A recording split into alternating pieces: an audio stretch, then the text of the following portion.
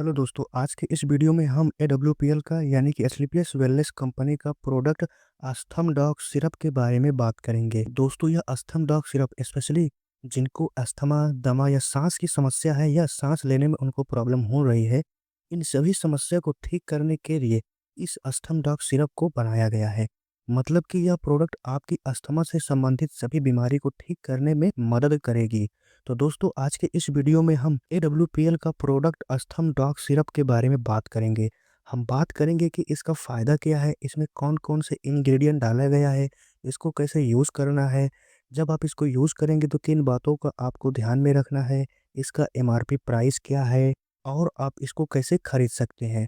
तो दोस्तों, इन सभी टॉपिक पर हम पॉइंट टू पॉइंट बात करेंगे और सबसे ख़ास बात यह है कि अगर आपने अभी तक हमारे यूट्यूब चैनल स्ट्राइकर गुरु जी को सब्सक्राइब नहीं किया है तो हमारे चैनल को सब्सक्राइब कीजिए और घंटी वाले बटन को जरूर दबाइएगा, जिससे आपको हमारे चैनल पर आने वाली सभी वीडियो आसानी से मिल जाएंगी। तो देर न करते हुए आइए दोस्तों, इस वीडियो को स्टार्ट करते हैं। दोस्तों, हम बात कर रहे थे अस्थमा की बीमारी के बारे में। दोस्तों, अस्थमा एक ऐसी बीमारी है जो बच्चों और बड़ों को भी यह बीमारी हो जाती है। अस्थमा को दमा, सांस की समस्या, श्वसन रोग और अस्थमा ये सभी बीमारी एक ही नाम से जानी जाती है।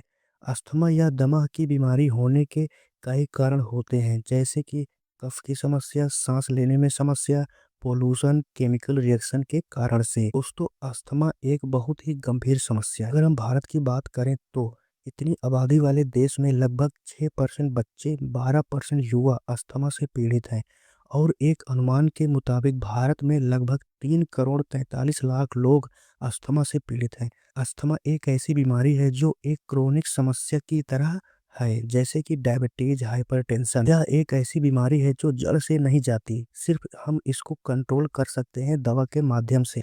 आप इसको सिर्फ इस तरह से समझ सकते हैं कि यह एक पर्सनालिटी डिसऑर्डर है। दोस्तों, अस्थमा की बीमारी जब होती है तो कुछ रिएक्शन की वजह से लंग्स की सांस की नली में सूजन आ जाती है और यह सिकुड़ जाती है और इस सिकुड़न सूजन की वजह से हमको सांस लेने में मुश्किल होने लगती है। अस्थमा फेफड़ों के लिए बहुत ही खतरनाक होता है। दोस्तों, यह जो अस्थमा दमा की बीमारी है, अगर इसको समय से ठीक नहीं किया गया तो यह एक भयानक रूप ले सकती है, क्योंकि जब हम सांस लेते हैं तो हमारे सांस के माध्यम से ऑक्सीजन हमारे लंग्स, हमारे फेफड़े तक जाती है। तो लंग्स इन ऑक्सीजन को पकड़कर ब्लड को सप्लाई करता है, जिससे ब्लड में ऑक्सीजन मिलता है और हमारा शरीर बेहतर तरीके से काम करता है। और अगर अस्थमा की समस्या है तो आपको सांस की समस्या होगी, जिससे बॉडी को भरपूर मात्रा में ऑक्सीजन नहीं मिल पाएगा, तो और भी ज़्यादा प्रॉब्लम होने की संभावना बढ़ जाती है। तो आपको इस कंडीशन में तुरंत अपने नज़दीकी डॉक्टर के पास जाना चाहिए और अपना इलाज करवाना चाहिए। अस्थमा एक लंग्स यानी कि फेफड़ों वाली बीमारी है।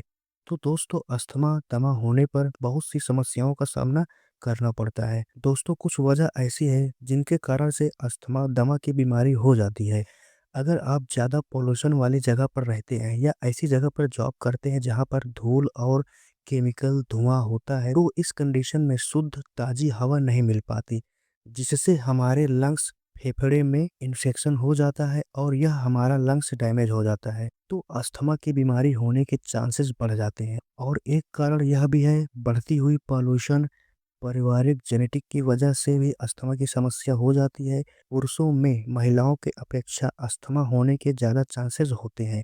बदलते मौसम की वजह से, एलर्जी की वजह से, सर्दी खांसी जुकाम की वजह से, खाने से एलर्जी जैसे ईग, चावल और भी चीज़ें जो अस्थमा की बीमारी को ट्रिगर करते हैं, जिससे लंग्स की नसें इन्फेक्टेड हो जाती हैं, तो अस्थमा दमा का कारण बन जाता है। धूल धुआं से एलर्जी, सांस की नली में इन्फेक्शन होना, तो दोस्तों यह कुछ कारण है जो अस्थमा की बीमारी को बनाते हैं शरीर के अंदर। तो दोस्तों, अब हम बात करते हैं कि अस्थमा दमा की बीमारी होती है तो इसके क्या लक्षण है। इसके लक्षण के बारे में अगर हम बात करें तो जैसे कि सीने में जकड़न होना, सांस की समस्या, सांस खुलकर ना ले पाना, चलने पर, सीढ़ियाँ चढ़ने पर, दौड़ने पर एक नॉर्मल इंसान से ज़्यादा हांफना, सांस का उभार होना, जल्दी-जल्दी साँसें भरने की समस्या, व्हीज़िंग मतलब कि सांस लेते समय सीने से एक सीटी की तरह आवाज़ आना, खाँसी, कफ की समस्या जैसे कि जो अस्थमा, दमा की बीमारी वाली खाँसी होती है, यह एक अलग तरह की खाँसी होती है। अगर आप बैठे हैं तो अचानक से खाँसी आना, अचानक से बिना चले बैठे-बैठे श्वास लेने में समस्या होना, रात को खाँसी आना बेवजह, श्वास लेते समय सीटी जैसी आवाज़ आना। तो दोस्तों, अगर आपको ऐसे लक्षण देखने को मिलते हैं, तो आप अपने नज़दीकी डॉक्टर के पास जाइए और अपना इलाज तुरंत करवाइए। दोस्तों, हम बात करते हैं कि जब आपको अस्थमा या दमा की समस्या हो जाती है, तो आपको अपना इलाज शुरू कर देना चाहिए। आपको अपने पास के डॉक्टर के पास जाना चाहिए। अस्थमा की बीमारी में आप दवा के साथ इनहेलर को भी यूज़ कर सकते हैं। डॉक्टर के बताए अनुसार अस्थमा दमा की बीमारी को इलाज से ठीक किया जा सकता है। तो इस तरह से आप अपना इलाज कर सकते हैं। तो दोस्तों, अब हम बात करते हैं कि अगर आपको अस्थमा या दमा की बीमारी हो गई है, तो इस कंडीशन में कुछ सावधानियां हैं, कुछ बातों का ध्यान रखना चाहिए। जैसे कि आपको रेगुलर ट्रीटमेंट करवाना है अपना, जिन चीज़ों से आपको एलर्जी होती है उसको अवॉइड करना है।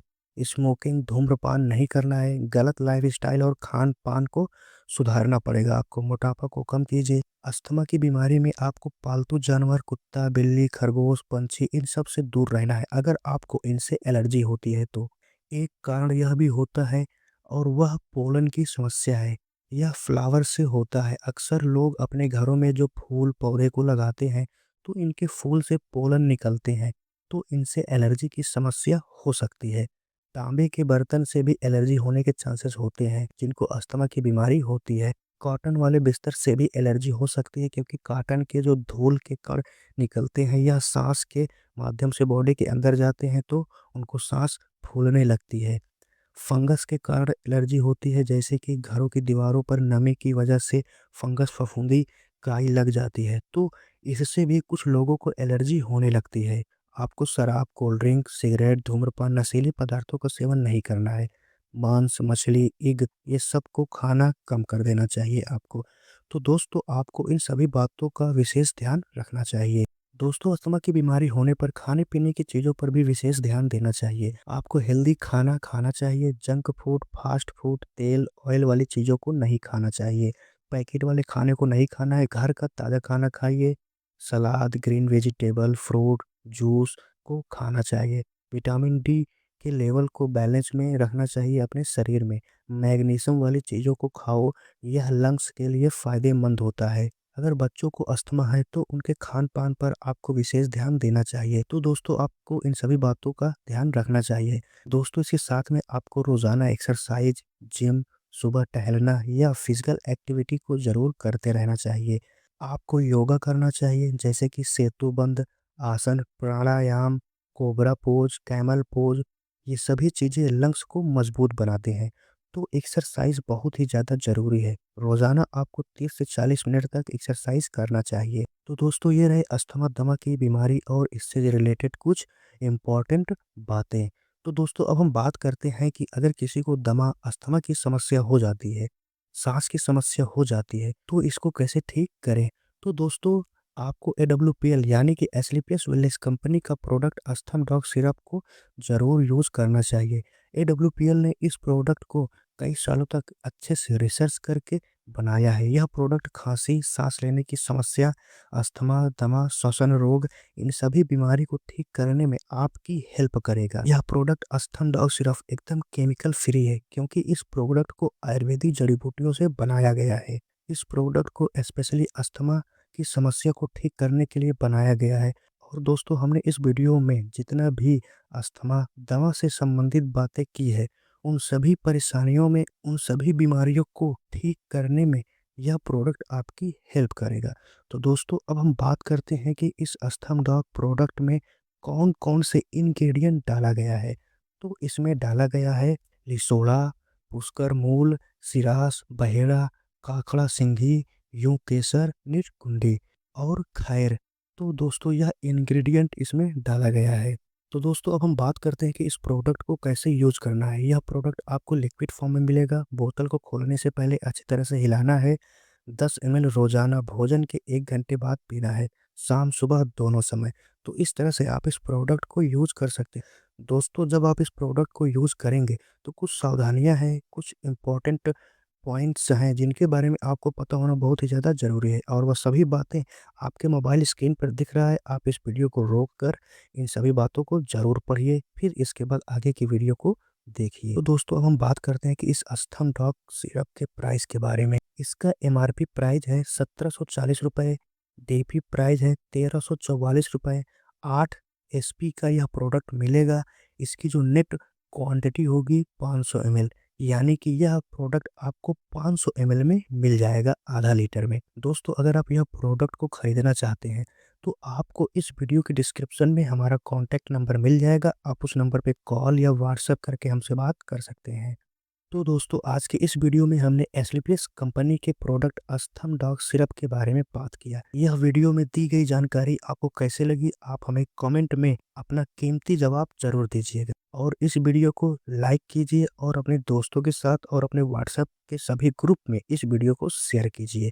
और दोस्तों सबसे खास बात यह है कि अगर आपने अभी तक हमारे यूट्यूब चैनल को स्ट्राइकर गुरुजी को सब्सक्राइब नहीं किया है तो हमारे चैनल को सब्सक्राइब कीजिए और घंटी वाले बटन को ज़रूर दबाइएगा, क्योंकि हम अपने इस चैनल पर AWPL कंपनी के प्रोडक्ट के बारे में वीडियो लेके आते रहते हैं।